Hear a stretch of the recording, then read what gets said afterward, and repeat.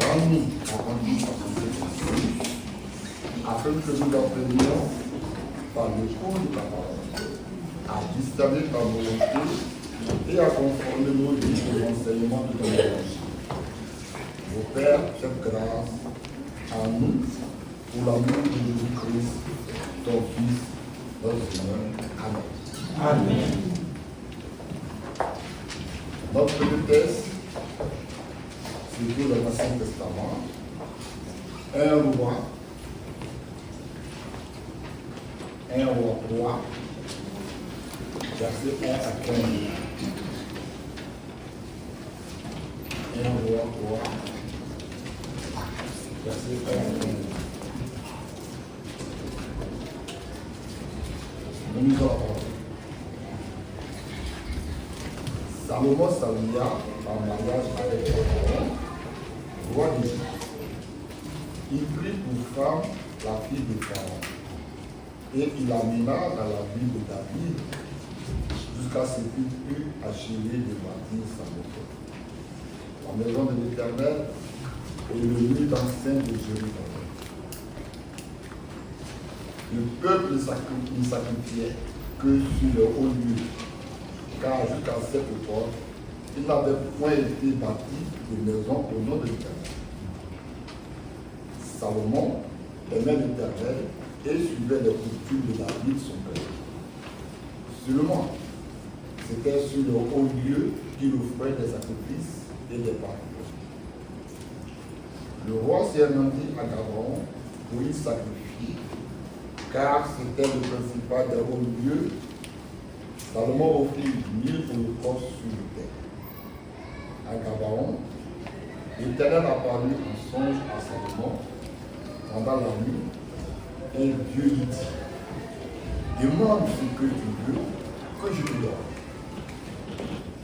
Salomon répondit, tu as traité avec une grande bienveillance ton serviteur David, mon père, parce qu'il marchait en ta présence dans la fidélité, dans la justice et dans la droiture du cœur envers toi. Tu lui as conservé cette grande bienveillance et tu lui as donné un fils qui est assis sur son trône comme on le voit aujourd'hui. Maintenant, Éternel mon Dieu, tu as fait régner ton serviteur à la place de David, mon père, et moi je ne suis qu'un jeune homme. Je n'ai point d'expérience. Ton serviteur est au milieu du peuple que tu as choisi, peuple immense, qui ne peut être ni compté ni nombré à cause de sa multitude.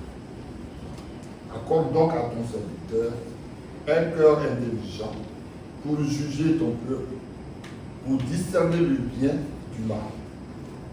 Car qui pourrait juger ton peuple, ce peuple si nombreux? Cette demande de Salomon prit au Seigneur. Et Dieu lui dit, puisque c'est là ce que tu demandes, puisque tu ne demandes pour toi ni une longue vie, ni la richesse, ni la mort de tes ennemis, et que tu demandes de l'intelligence pour exercer ta justice. Voici, j'agirai selon ta parole, je te donnerai un cœur sage et intelligent, de telle sorte qu'il n'y aura eu personne avant toi et qu'on ne verra jamais personne de semblable à toi. Je te donnerai en outre ce que tu n'as pas demandé, des richesses et de la gloire, de telle sorte qu'il n'y aura pendant toute ta vie aucun roi qui soit ton pareil. Et si tu marches dans mes voies, en observant mes lois et mes commandements, comme l'a fait David, ton père, je prolongerai tes jours. Salomon s'y veilla. Et voilà le songe. Salomon revint à Jérusalem et se présenta devant l'arche de l'alliance de l'Éternel. Il offrit des holocaustes et des sacrifices d'action de grâce. Et il fit un festin à tous ses serviteurs. Amen. Amen. Notre deuxième texte se trouve dans le Nouveau Testament. 1 Jean, chapitre 5, verset 14 à 15. 1 Jean 5, 14 à 15. Nous lisons la parole. Nous avons auprès de lui cette assurance que si nous demandons quelque chose selon sa volonté, il nous écoute. Et si nous savons qu'il nous écoute, quelque chose que nous demandions, nous savons que nous possédons la chose que nous lui avons demandée. Amen.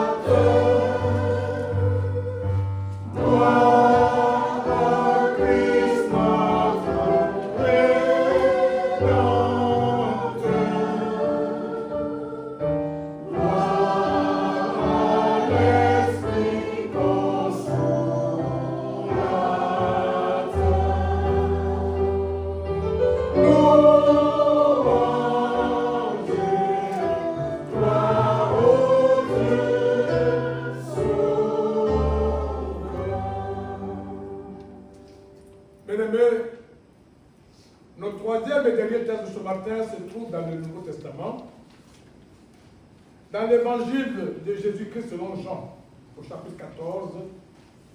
Nous allons lire à partir du verset 12 jusqu'au verset 14. Jean, chapitre 14, verset 12 à 14.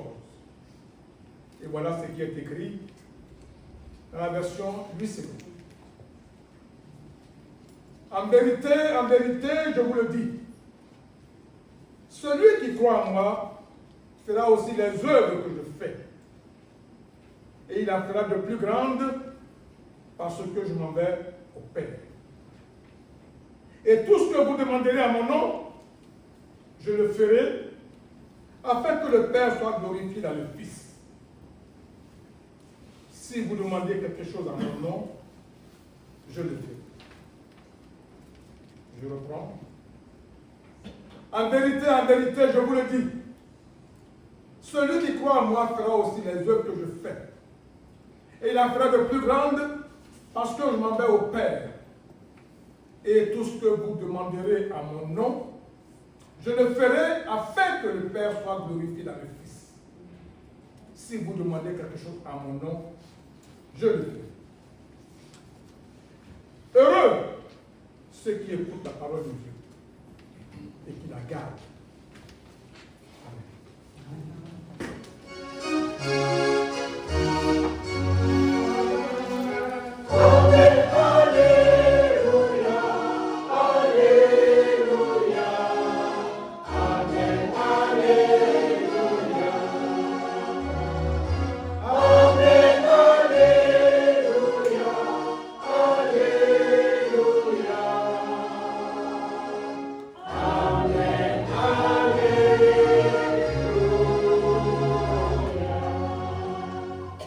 Seigneur notre Dieu, tu es Dieu, tu es le Maître, nous sommes tes enfants, nous sommes tes disciples.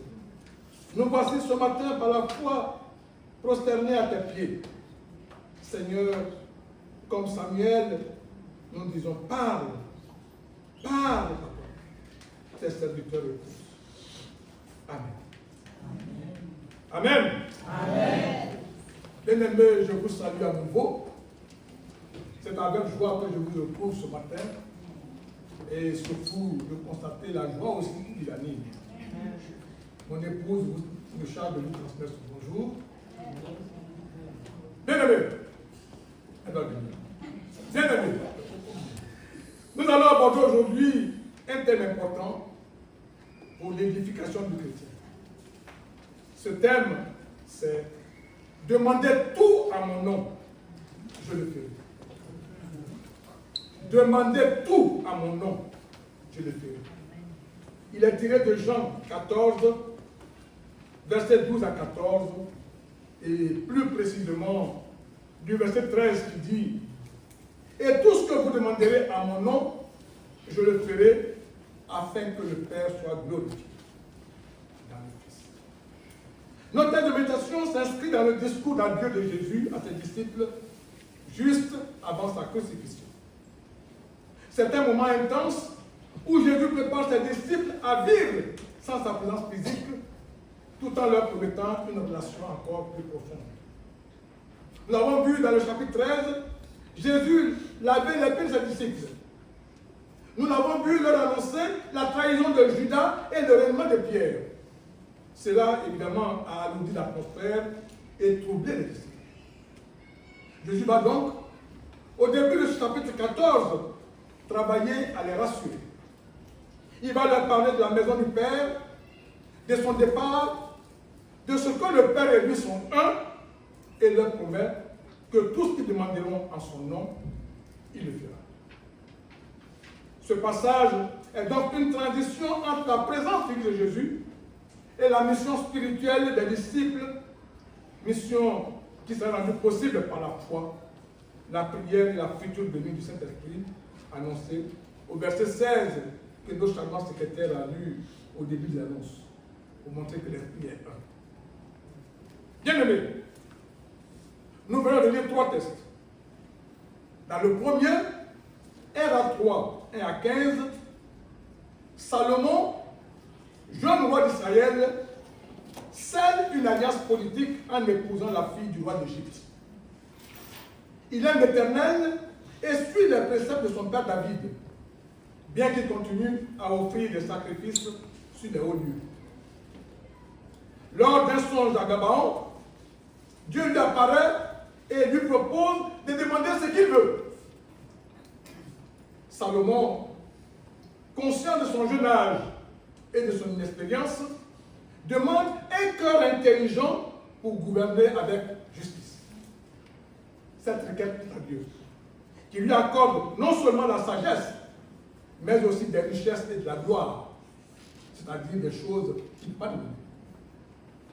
À son réveil, Salomon retourne à Jérusalem, offre des sacrifices et organise un festin pour ses serviteurs. Dans le second texte, 1 Jean 5, 14 et 15, l'apôtre Jean souligne la confiance que les croyants peuvent avoir dans la prière. Il affirme que si nous demandons quelque chose selon la volonté de Dieu, alors Dieu nous écoute. Et si nous savons qu'il nous écoute, nous pouvons être assurés que nous recevrons ce que nous lui avons demandé.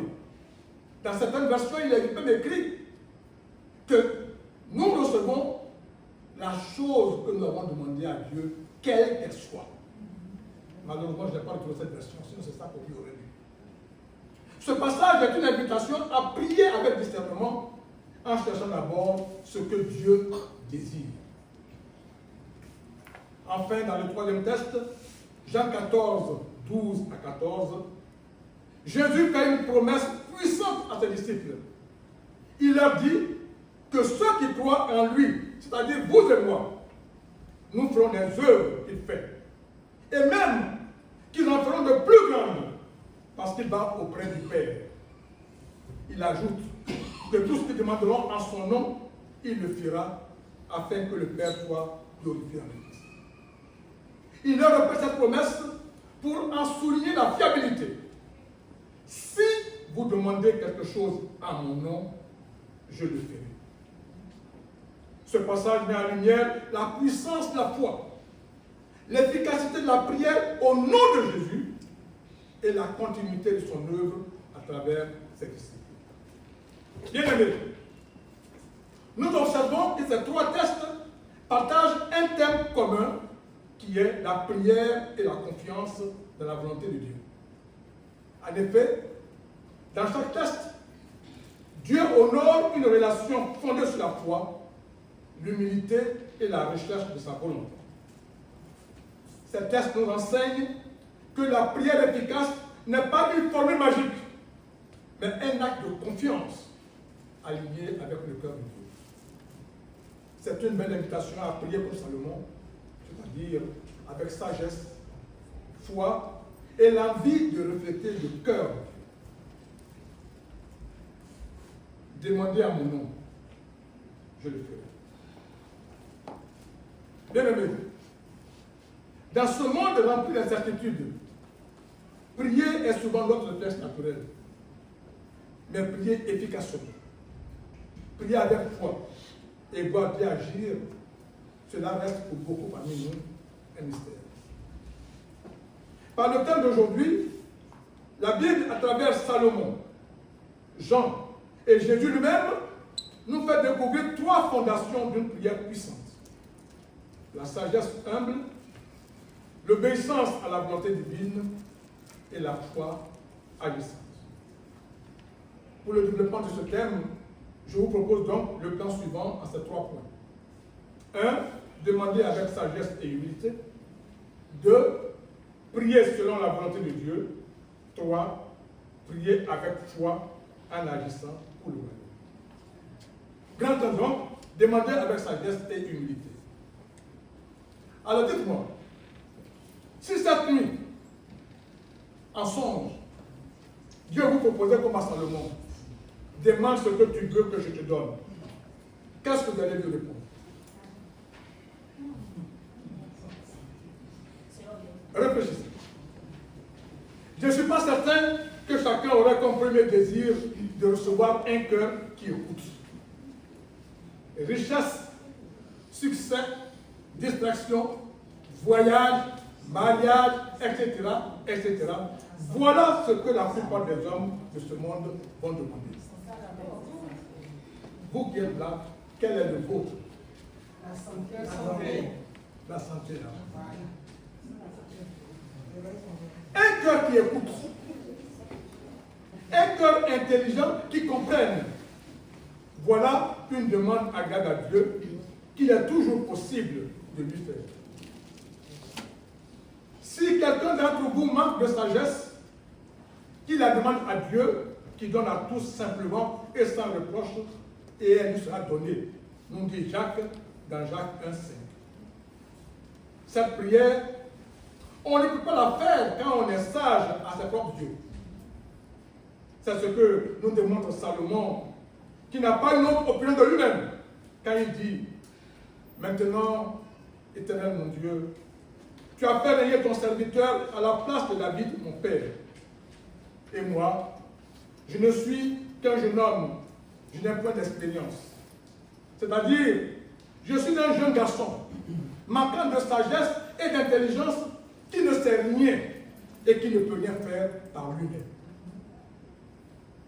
Bien-aimé, Salomon est jeune, inexpérimenté, mais c'est lui qui a appelé à gouverner un peuple nombreux. Lorsqu'il a l'occasion de demander tout ce qu'il veut, il demande la sagesse. Non pour sa gloire, mais pour mieux servir. Sa demande pleine d'humilité au verset 9, accorde donc à ton serviteur un cœur intelligent pour juger ton peuple, pour discerner le bien du mal, touche le cœur de Dieu. Salomon prie, non pour son ego, non pour satisfaire ses mauvais penchants, ses convoitises, mais selon un besoin profond de faire ce que Dieu attend de lui. Salomon nous enseigne ici que l'amour pour le Seigneur est la clé de la vraie intelligence. Bien-aimé, on voit que l'humilité attire la faveur divine. L'apôtre Jacques le confirme dans Jacques 4, le verset 6. Il accorde, au contraire, une grâce plus excellente. C'est pourquoi l'Écriture dit « Dieu résiste aux orgueilleux, mais il fait grâce aux humbles. » Soulignant ainsi donc l'importance de l'humilité. Prier, c'est parler avec Dieu. C'est lui exposer nos priorités. Et nous, que révèlent nos prières sur ce que nous valorisons, sur nos priorités? Grand 2. Prier selon la volonté de Dieu. Bien-aimé, l'apôtre Jean est catégorique. Dieu écoute ceux qui prient selon sa volonté. Dans cet extrait du deuxième texte que nous avons lu, il affirme au verset 14. Nous avons auprès de lui cette assurance que si nous demandons quelque chose selon sa volonté, il nous écoute. Le mot traduit par assurance signifie littéralement liberté d'expression et de franchise entre personnes, puis par extension, l'idée de confiance. Et là, nous avons auprès de lui cette assurance signifie donc qu'en sa présence, au nom de Jésus, les croyants ont la liberté de s'approcher de Dieu avec confiance. Ils ont la liberté de s'approcher du trône de Dieu de grâce.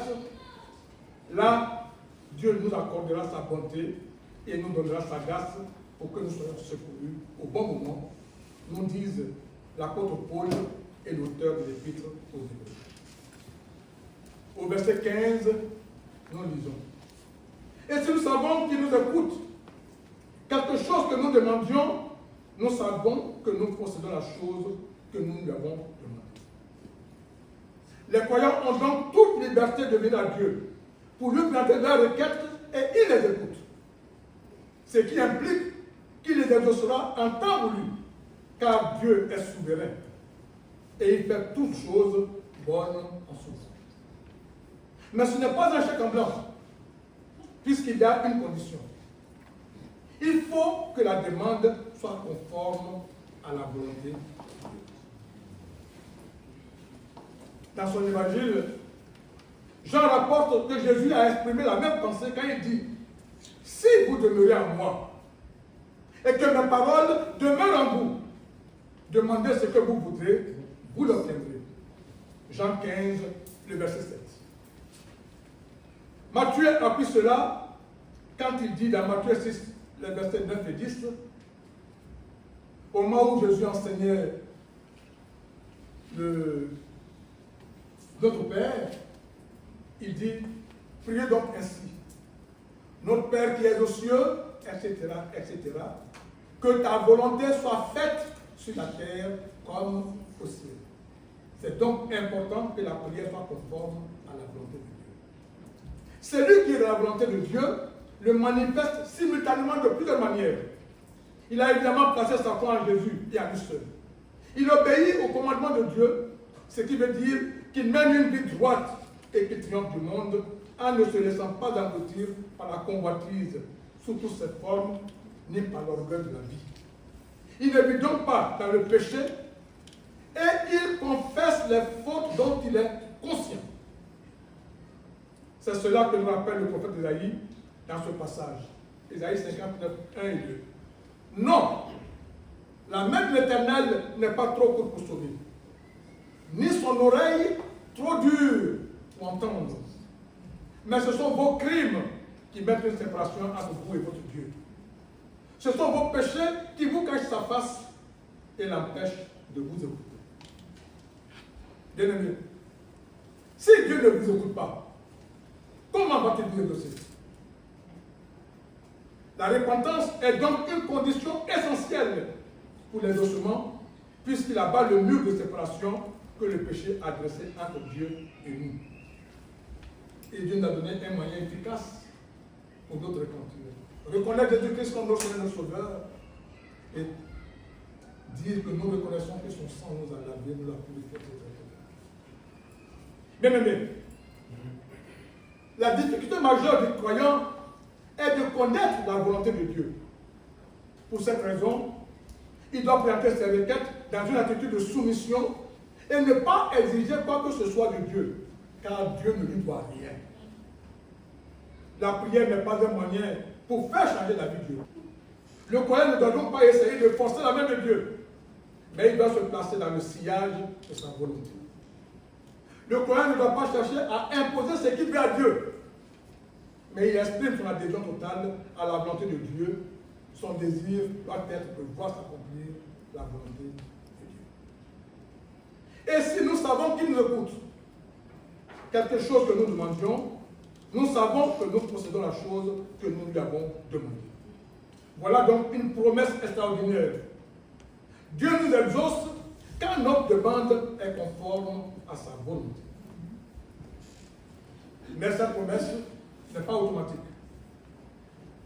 Elle demande que nos prières soient filtrées par la parole, façonnées par le Saint-Esprit et purifiées de nos désirs égoïstes.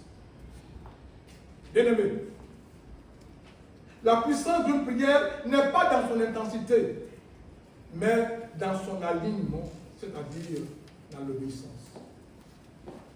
Ta volonté est-elle soumise à celle de Dieu? Ou cherche-t-elle à plier Dieu à la volonté de tes désirs? Grand 3, prier avec foi en agissant pour le royaume. Croire, c'est plus que reconnaître, c'est agir. Jésus, dans ce passage du 3e texte, nous confie cette parole étonnante. En vérité, je vous le dis, celui qui croit en moi fera aussi les œuvres que je fais, et il en fera de plus grandes, parce que je m'en vais au Père. Quelle est la signification de ce verset 12? Par celui qui croit en moi, Jésus parle ici de tout croyant authentique, de chacun de nous ici présents, pas seulement des apôtres.